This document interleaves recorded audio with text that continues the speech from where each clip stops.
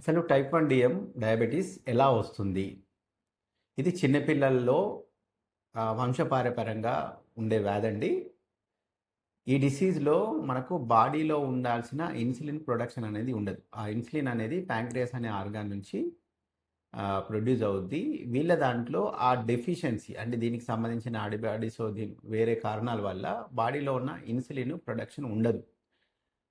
So, మనకు బాడీలో తీసుకుంటున్న గ్లూకోజ్‌ను వాటన్నిటిని మనం కంట్రోల్ చేయలేం కాబట్టి, బయటి నుంచి మనము ఇన్సులిన్ తీసుకుంటున్నాం. ఎలాగైతే మనం ఫుడ్ తీసుకొని ఎనర్జీని చేసుకుంటున్నామో, అలాగే మనం బయట నుంచి ఇన్సులిన్ ఎంత ఫుడ్ తీసుకుంటున్నామో, అదే లెవెల్‌లో మనము ఇన్సులిన్ కాలిక్యులేట్ చేసి తీసుకోవాల్సి ఉంటది టైప్ 1 డీఎంలో.